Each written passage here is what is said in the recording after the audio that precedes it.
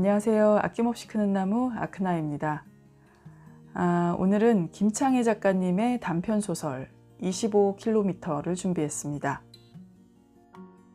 25km 김창애 지음.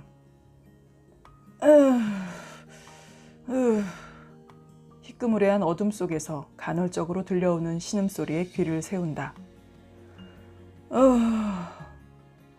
이번에 형체가 다른 소리다. 한 사람이 다른 소리를 내고 있다. 그 소리의 근원지는 바로 옆에 붙어 있는 병상이다. 나는 긴장한다.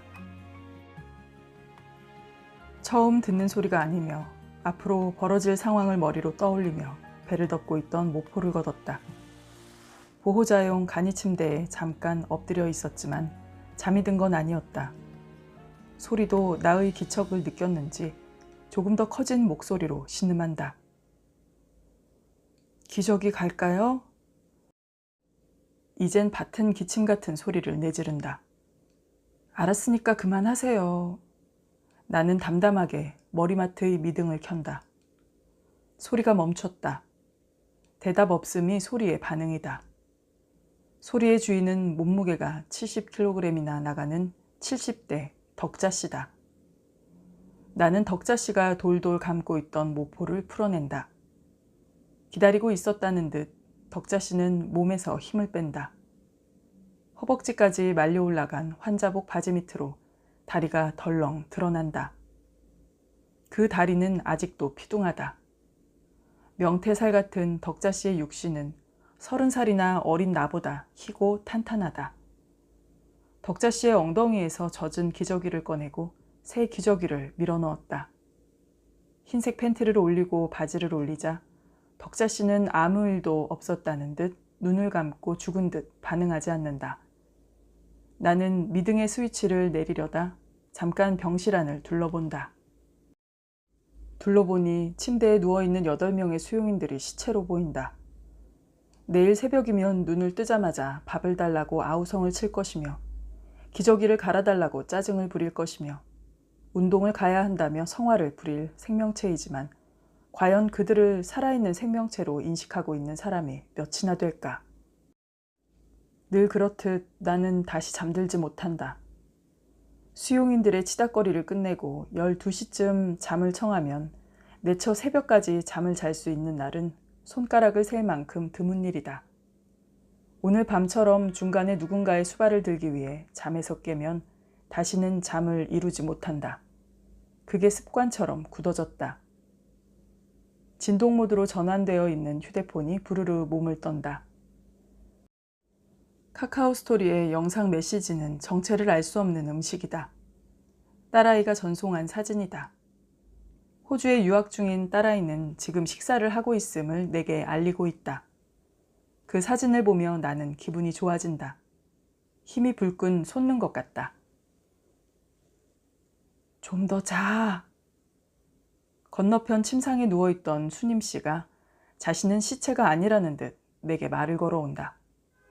잠을 설치는 게 당신 때문이 아닌데도 그녀는 내게 미안해한다. 그녀의 말투가 또렷하다. 치매를 앓고 있는 그녀의 상태는 시시각각 변화무쌍하다. 잠잘 시간을 넘겼어요.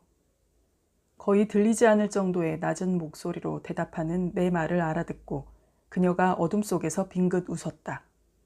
공동묘지 같은 죽음의 공간에서 살아있는 사람으로서의 반응에 나는 고무된다.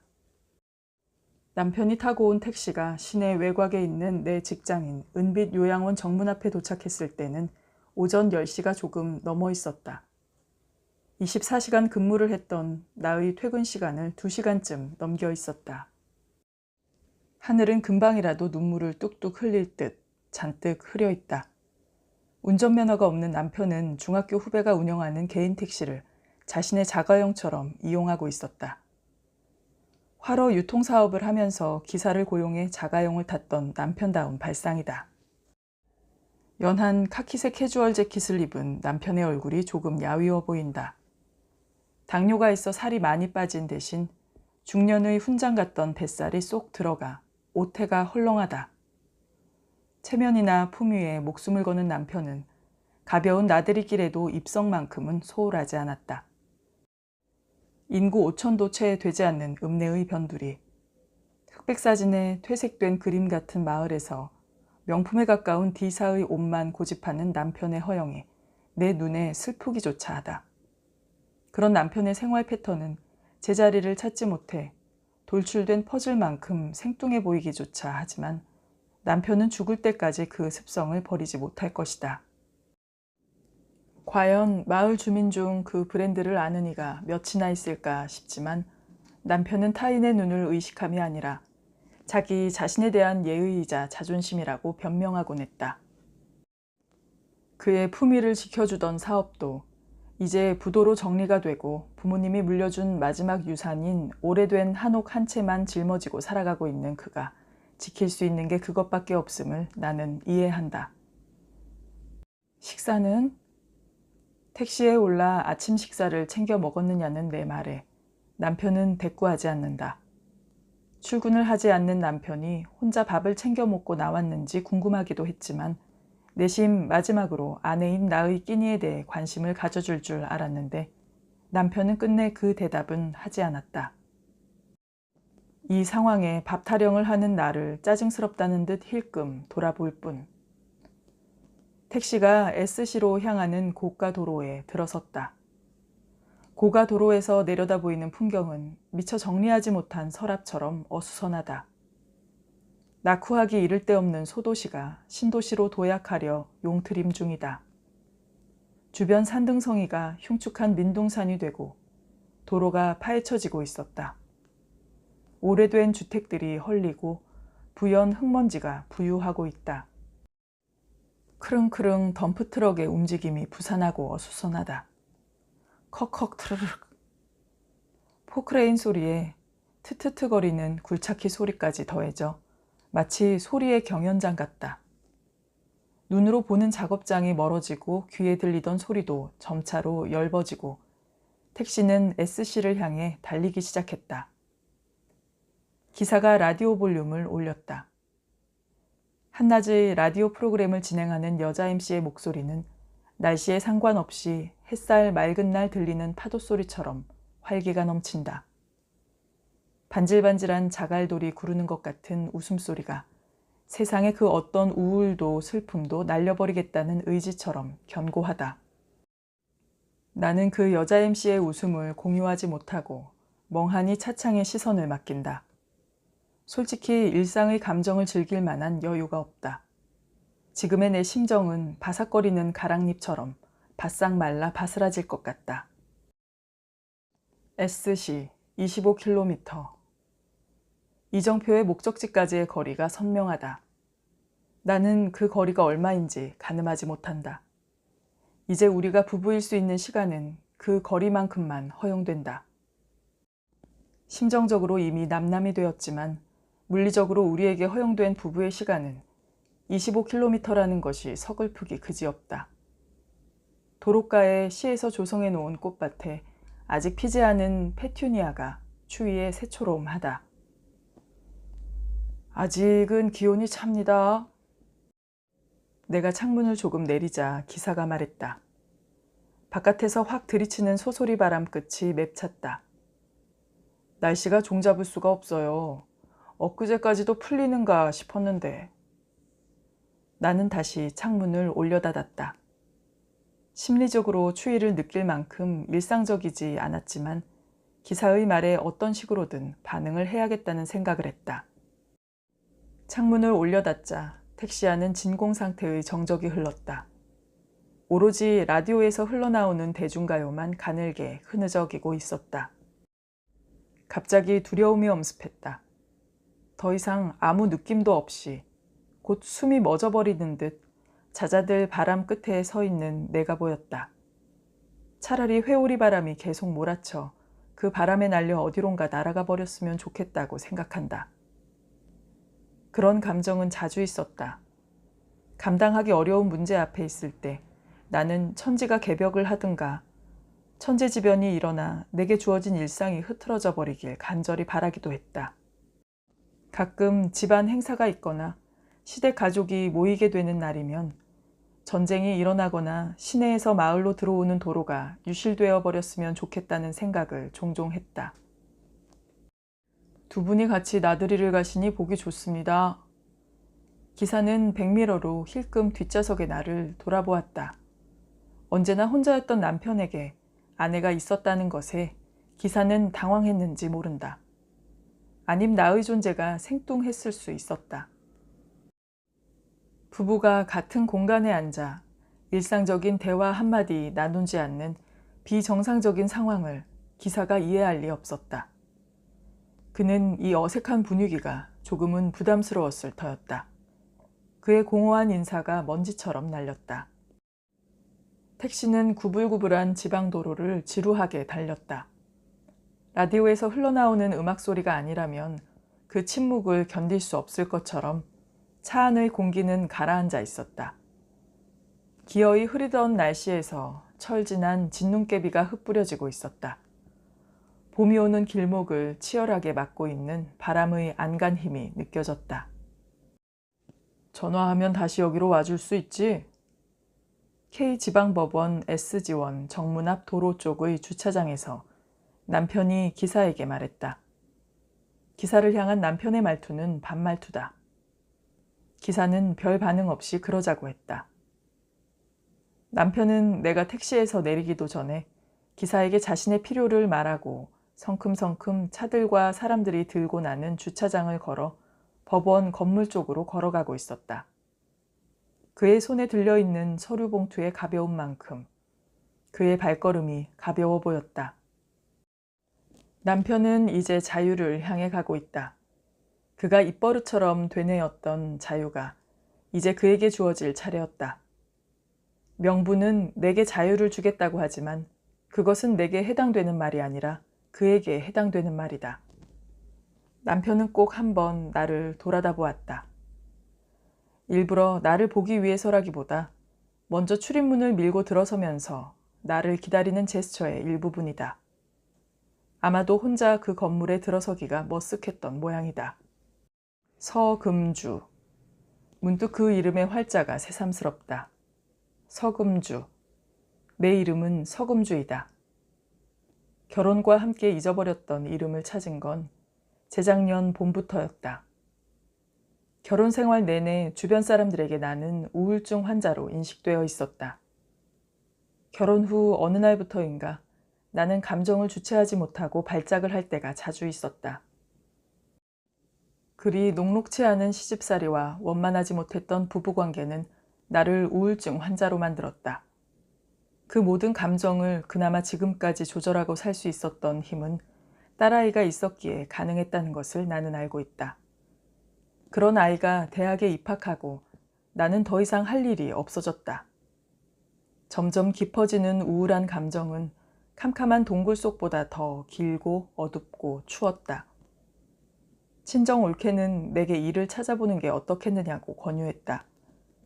올케는 몇 년 전부터 노인 요양보호시설에서 간호사로 근무하고 있었다. 요양보호사 자격을 얻기 위해 필요한 서류를 준비하면서 나는 내 이름이 서금주였다는 것을 상기했다. 딸아이의 엄마가 아니라 남편의 아내가 아니라 시어머니의 며느리 신우의 올케가 아닌 자연인 서금주. 이미 협의가 된 이혼 신청은 너무 쉽게 이루어졌다. 순서가 되길 기다리는 시간이 지루했을 뿐 담당 판사의 몇 마디 질문이 끝나고 서류에 도장을 찍고 이혼 절차가 끝이 났다. 조정기간이 있다지만 이미 우리 부부에게 그 시간은 유효기간이 아니다. 미성년의 자녀가 없는 부부는 형식이나 서류상으로 관계가 이어질 그 어떤 장치도 남아있지 않았다. 그렇게 25년의 결혼 생활이 끝이 났다. 나는 잠시 어지러웠다. 문득 지금 서 있는 곳이 어디인가 싶었다. 분명 나는 이제 가야 할 길이 따로 있었다. 그가 개과천선을 하여 나를 사랑한다 할지라도 나는 이제 그를 잊을 것이다. 이제 나는 남편과 남이다. 다만 내 딸아이 은수가 결혼하는 날 한 번쯤은 부부의 형태로 다시 만날 기약이 남아있기는 했다. 택시를 기다리는 동안 나와 남편은 법원 로비의 휴게실 의자에 나란히 앉았다.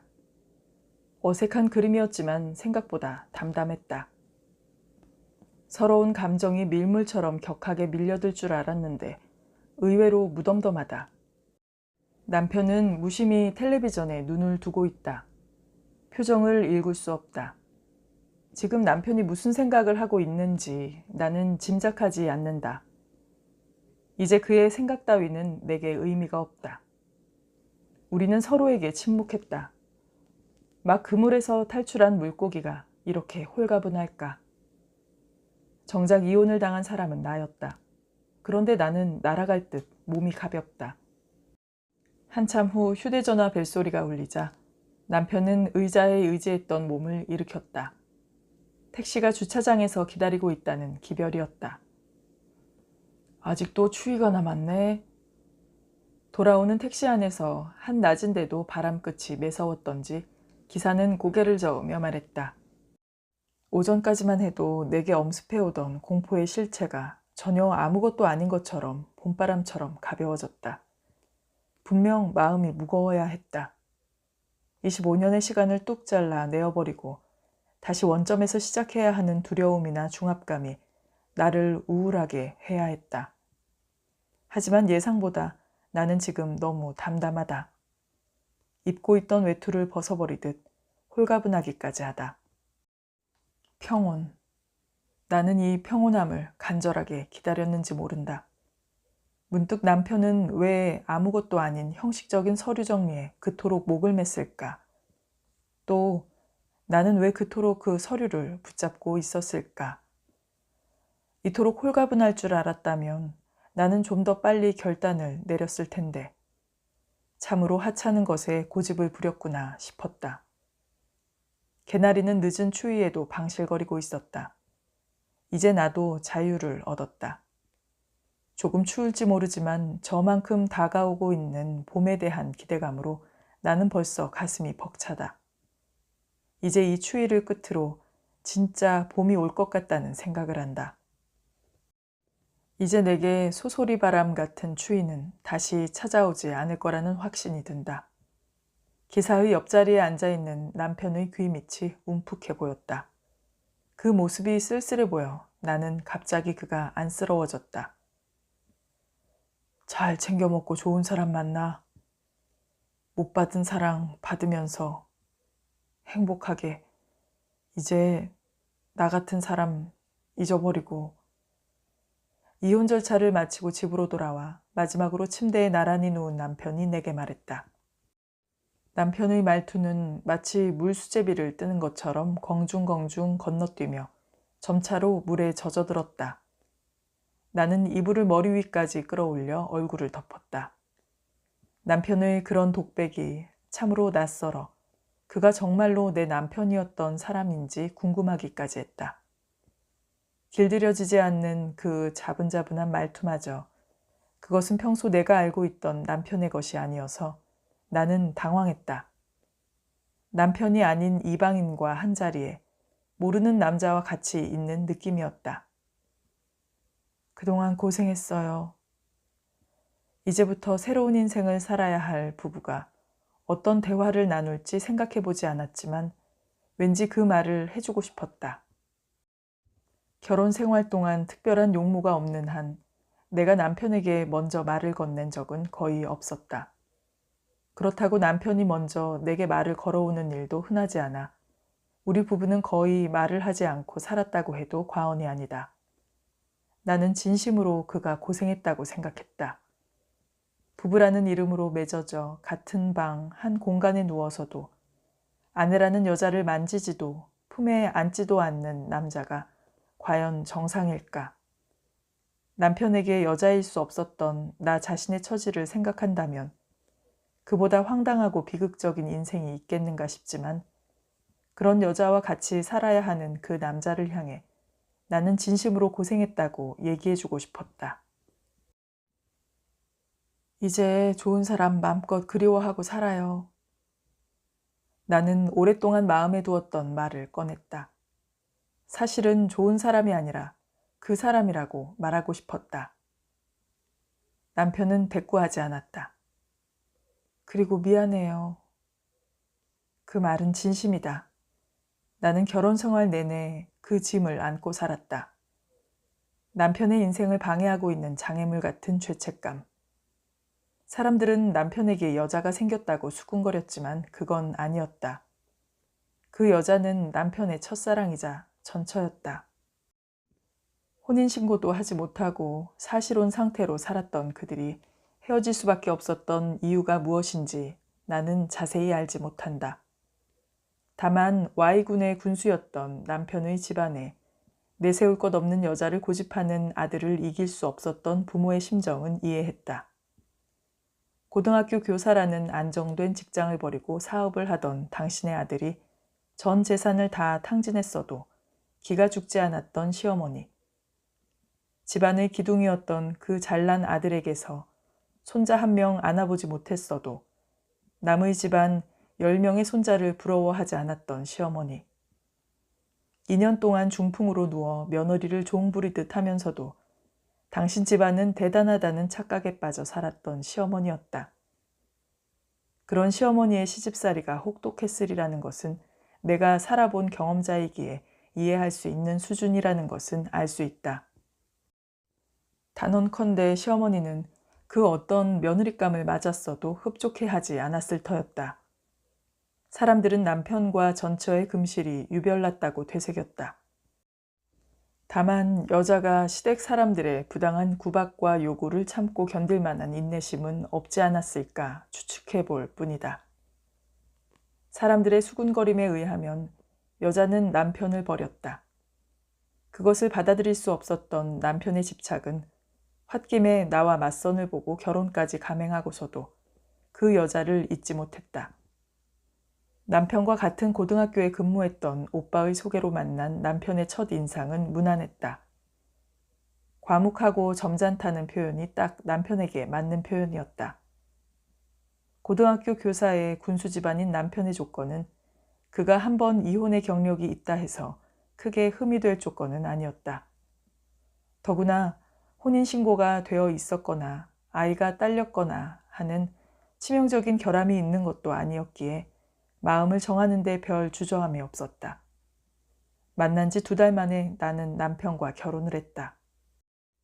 남편은 나와 형식적인 결혼식만 올렸다. 표면적으로 무늬만 부부인 셈이었다. 결혼식을 올리고 제주도로 신혼여행을 다녀왔어도 나는 여전히 처녀였다. 결혼 생활 일주일 만에 남편은 여성용 자위기구를 내게 던졌다. 처음에 그게 무슨 용도로 쓰이는지 알 수 없었던 내게 남편은 친절하게 설명서를 펼쳐 보여줬다. 아, 그 치욕과 참담함을 나는 지금도 잊을 수 없다. 섹스를 하지 않는다고 해서 부부가 아닌 것은 아니다. 나는 섹스 없이도 남편을 사랑했고 25년을 살았다. 이혼 사유가 섹스리스가 원인이라면 그 이혼은 내가 요구했어야 맞는 수순이다. 이혼을 요구한 사람은 피해자인 내가 아닌 가해자인 남편이다. 남편의 일방적인 요구를 거부하지 못하고 그의 요구를 들어줄 수밖에 없었던 나약한 내게 책임 추궁을 할 수 없다. 그나마 남편에게 고마운 건 내게 은수를 허락해 준 것이다. 술김에, 아니 더 정확하게 표현하자면 홧김에 딱 한 번 남편은 나를 안았다. 그 여자, 남편의 여자가 재혼을 했다는 소식을 듣던 날이었다. 그 한 번의 관계로 딸 은수가 태어난 것이다. 호주에서 유학 중인 그 아이로 인해 나는 지금까지의 삶을 지탱해왔다. 앞으로도 그 아이는 내가 살아가는 유일한 이유가 될 수밖에 없다. 한 무리의 가족이 긴 통로를 소란스럽게 지나간다. 여자들의 따각거리는 하이힐 소리, 남자들의 둔탁한 구두 소리, 타닥이는 운동화 소리가 엉킨다.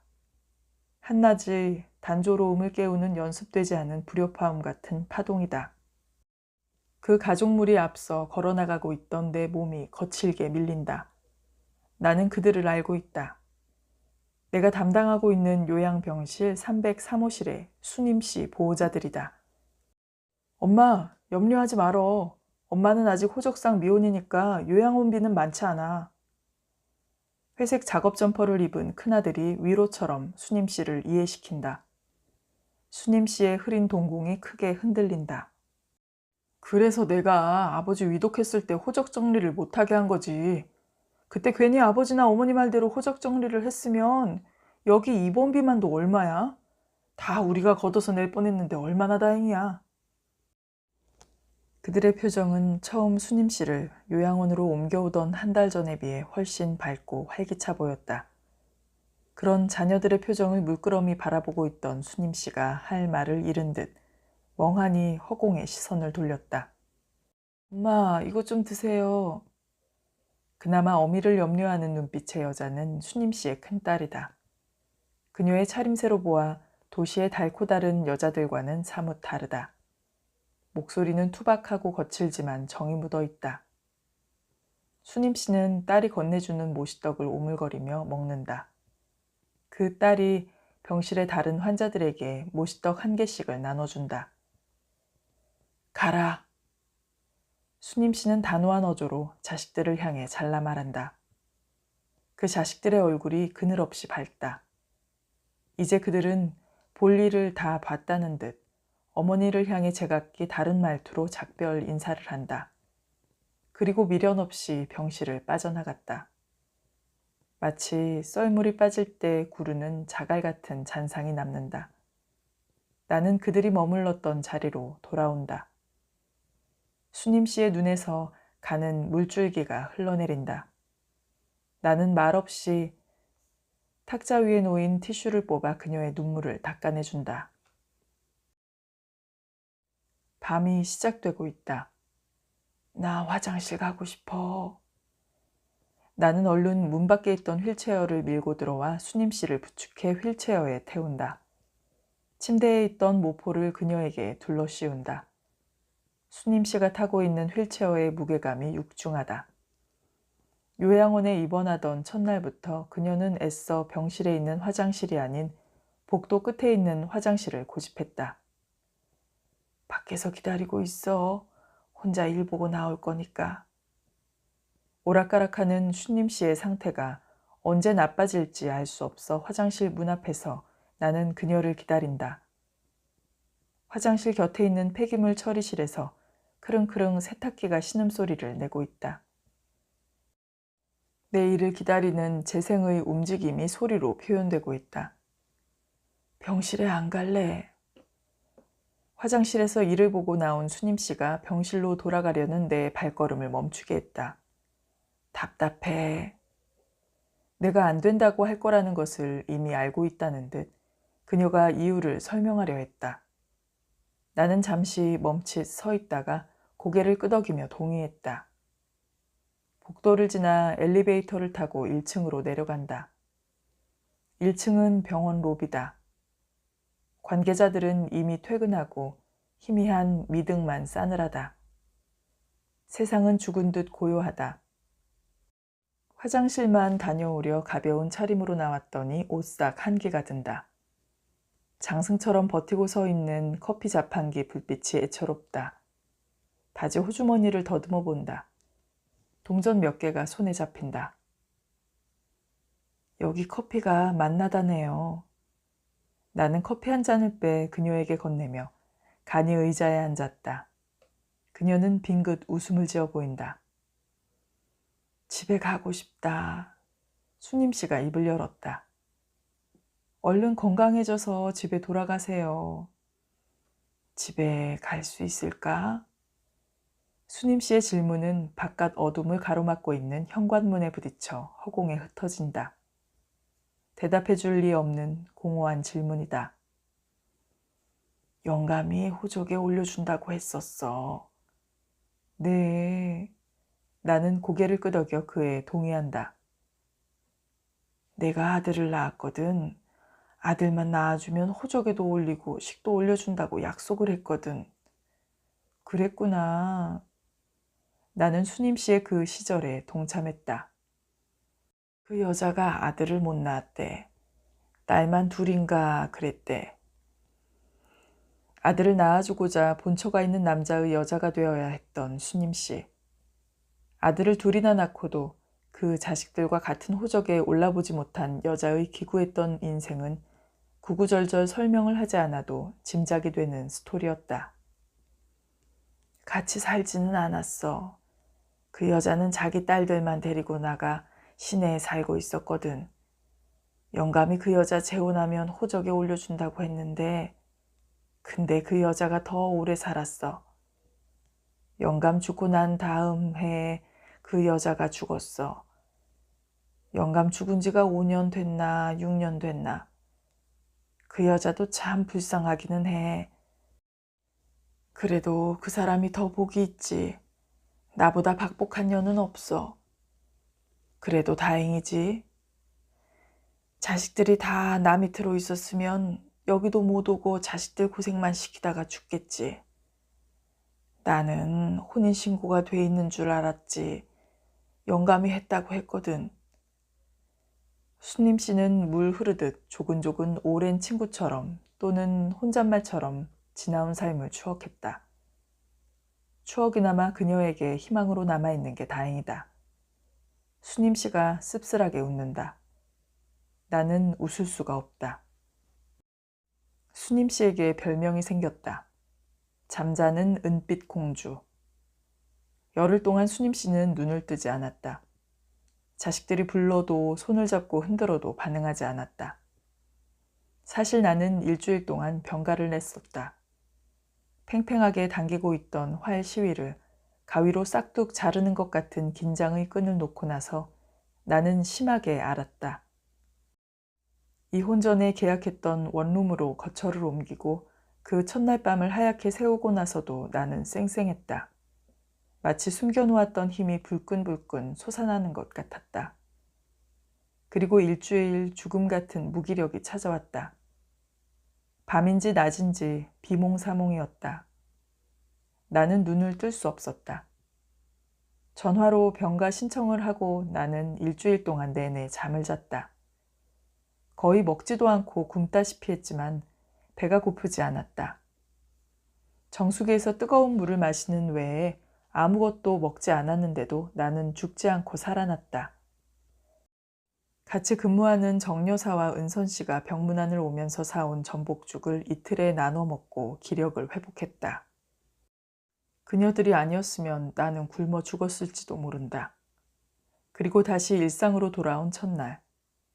교대 근무자는 수님 씨가 말을 하지 않는다며 내게 상황을 설명했다. 아프다는 표현이나 필요를 행동으로 표현하는 것 외에 자신의 의사를 내보이지 않는다는 것이다. 왜 말을 하지 않는지 모르겠어. 며느리의 표정에 짜증이 묻어 있다. 도대체 뭐가 불만인 거야? 엄마, 말을 해야 우리가 알 거 아니야. 아들도 대놓고 그 어머니를 타박한다. 아프면 치료비 해줘, 배고프면 먹여줘, 수발 들어줘. 엄마랑 비슷한 형편인 할머니들도 많고 심심하지도 않을 것 같구만. 뭐가 문제야? 막내딸이 한마디 거둔다. 수님 씨는 저마다 한마디씩 내뱉는 지청구를 들은 척도 하지 않았다. 마치 얼마 동안 말을 하지 않고 버틸 수 있는지 시험을 하는 것 같은 긴 침묵이 이어진다. 수님 할머니, 말씀을 해보세요. 요양원장이나 관계자들이 아무리 수님 씨의 입을 열어보려고 안간힘을 써보지만 그녀는 입을 굳게 다문 채 요지부동이다. 담당의가 아침 회진을 돌며 상태를 확인하지만 수님 씨는 미동도 하지 않고 누워있다. 이제 그녀의 몸피는 그 부피가 많이 줄었다. 죽기로 작정한 듯 그녀는 음식물을 거의 먹지 않는다. 목이 마르면 배짐을 두어 모금 마시는 것 외에 다른 곡물류의 음식물은 아예 거들떠보지도 않는다. 생존에 필요한 최소한의 음식물 섭취도 부족할 지경이다.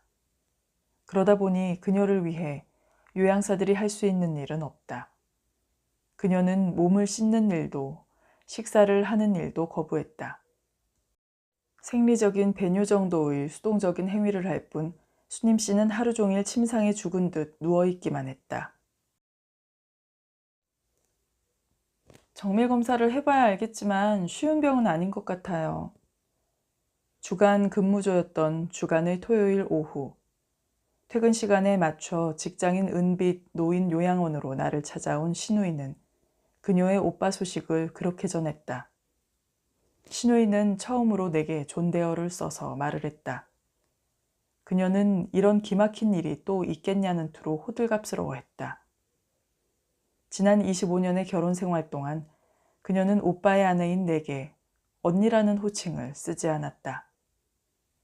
늘 저기라거나 은수 엄마라거나 했다. 나는 그것을 알면서도 묵인했다.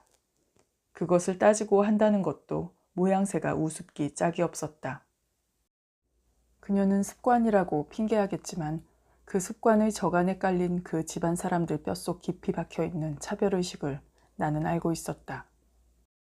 허물어져 내리는 기와 석가래를 아직도 털어내지 못하고 지주대를 덧대어 바치고 있는 그 자존감과 그들만이 갖고 있는 우월감의 발로였다. 요양원 로비에 설치된 대형 TV 화면에 마지막 남사당패인 동춘 서커스의 현란한 묘기가 어지럽게 움직이고 있었다.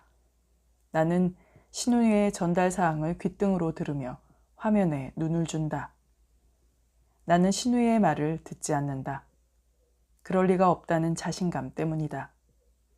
강철같이 강하고 제초제만큼이나 독한 그 남자의 삶이 그렇게 쉽게 마감되지 않을 거라는 확신이다. 신우의 넋두리는 지루하고 따분하다. 나는 연신 고개를 끄덕여 그녀의 말을 들어주는 척 연기한다. 나의 관심은 이혼한 남편의 투병에 있지 않다. 지금 내 머릿속에는 급격하게 상태가 악화되어 중환자실에 있는 3층으로 내려간 수님 씨의 상태가 더 궁금하다. 관계자는 오늘 밤을 넘기기 힘들지 않을까 예상했다. 회복될 때까지는 간병을 해주는 사람도 써야 할 것 같고 이런저런 일들이 산더미 같네요. 신우는 얼른 일어나 건강해지기를 바라는 마음보다 돈 한 푼 없이 자기에게로 부담되어진 친정오빠에 대해 짜증이 나 있다. 그녀는 그 짐을 내게 부려놓고 싶을 것이다. 표정은 간절하게 그것을 바라고 있다. 또는 책임 추궁 같은 것일 수도 있다. 부부로 살면서 남편의 건강이 그렇게 나빠질 정도가 되도록 뭐 했냐는 무관심에 대한 힐난 같은 것. 신우의 목소리는 그래서 더 날카롭게 들린다. 회복되기는 할 것 같아요? 신우를 향해 그렇게 당당하게 되물을 수 있는 용기가 어디에 숨어 있었는지 나는 나의 반응에 스스로 놀라고 있었다. 가족관계가 아닌 여자 대 여자의 관계로 마주 서 있는 내게 신우는 그저 평범한 주부 그 이상도 이하도 아니다. 정작 모든 원인은 그 오빠에게 있음에도 만만한 올케를 향해 집안 몰락의 원인을 전가했던 여자. 남편의 사랑을 받지 못해 우울증에 걸려있는 올케를 향해 미친년이라는 욕을 아무렇지 않게 내뱉을 수 있었던 여자. 나는 결혼 생활 25년 동안 그녀의 불합리한 신우짓에 단 한마디의 반론이나 대꾸를 하지 못했다. 어쩌면 그녀는 내가 인간이 인지하는 모든 감정을 느낄 수 없는 존재로 여기고 있었는지 모른다. 그렇지 않고서야 어떻게 오빠의 아내인 내게 미친년이라거나 병신 육갑이라거나 하는 육두문자를 대놓고 할 수 있을까? 그녀의 그런 언어 폭력에도 곰처럼 웅크리고 견뎌내던 내가 그녀는 만만했으리라. 신우는 짐짓 놀라는 표정이었지만 내게 내색하지 않는다. 예상하지 못했던 나의 반응에 그녀는 자존심이 상했겠지만 그런 자신의 감정을 무시했다. 그만큼 그녀는 지금 그 오빠의 존재가 버겁고 상황이 급박하다. 경과를 지켜봐야 한다니까 기다려보는 수밖에요. 어쨌든 한번 들리세요. 오빠가 속으로는 기다릴지 모르잖아요. 신우는 평소 남편과의 관계에서 을의 입장이었던 나의 약점을 들춰냈다. 그녀는 아직도 내가 그녀의 오빠로부터 감정이 정리되었음을 인정하지 못하고 있다. 시간 보고요. 나는 심드렁하게 대답했다. 신우의 표정이 일그러졌다. 신우가 타고 온 승용차를 몰고 내 시야에서 멀어졌다. 그녀의 황망함이 가소롭다. 나는 아무 소식도 듣지 않은 사람처럼 담담하게 요양원 로비에 걸린 스크린에 눈을 고정시켰다. 외줄 위에 올라 얼마나 버텨내나 내기를 하듯 줄타기를 시도하는 광대의 묘기가 화면을 채우고 있었다. 외줄의 출렁임이 가슴을 부여잡을 만큼 조마조마했다. 돌이켜보니 25년간 나는 광대보다 못한 존재였다. 우레와 같은 박수는커녕 냉소와 비웃음 가득한 그 광대 노름을 견뎌낼 수 있었던 힘은 내가 정상적인 여자가 아니었기에 가능했을 터였다. 그녀, 신우의 표현처럼 나는 미친년이었으니까. 그때의 내 모습이 지금 저 줄 위의 광대를 닮아 있었다. 외줄을 내려오고 싶어도 누군가 내려주지 않으면 끝까지 그 외줄 위에서 위태하게 살아야 했던 내 모습이 화면을 가득 채웠다. 결혼이라는 세월의 줄을 타고 오는 동안 그 외줄은 너무 많이 사갔다. 그 줄은 올라가기만 하면 뚝 소리도 없이 끊어져 내릴 때처럼 위태로웠다. 그러면 나도 같이 바닥으로 곤두박질 칠 터였다. 다만 그 줄이 끊어지기 전에 나를 놔준 얼음산이에 감사했다. 나는 다시 그를 볼 명분이 없다. 신우가 떠난 요양원 입구에 2대의 승용차가 바쁘게 달려와 준다. 그들이다. 수님 씨의 자녀들. 그들이 부산하다. 응급 상황이 그들의 표정에서 느껴진다. 수님 씨, 안녕. 나는 혼잣말을 중얼거리며 천천히 밖으로 나온다. 세상의 그 무엇도 움직이는 것이 없다. 바람에 날리던 흙먼지도 휠체어를 타고 내 곁을 지나치며 빨리 들어오라던 중풍 노인네의 눈빛도 그대로 일시 정지된 화면 같다. 도로의 이정표가 새삼스럽다. 남편이 입원해 있다는 암 전문 병원이 있는 S시로 가는 길과 내 삶이 새로 시작된 Y시로 가는 길, 그 중간이다. 나는 주저하지 않는다. 버릇처럼 나는 Y시로 가는 버스에 몸을 싣는다. 나를 태운 버스는 미련 없이 달린다. 문득 온 세상이 멈춰버린 것 같은 전율이 느껴진다. 머리 끝에서부터 발끝까지 500만 볼트의 전류가 흐르는 쾌감. 희열이다. 섹스보다 더 강렬한 감각의 오르가즘이다. 네, 지금까지 단편소설 25km였습니다. 오늘도 아크나의 낭독 감상해주신 여러분 감사드립니다. 또 좋은 작품으로 찾아오겠습니다. 행복한 하루 되세요.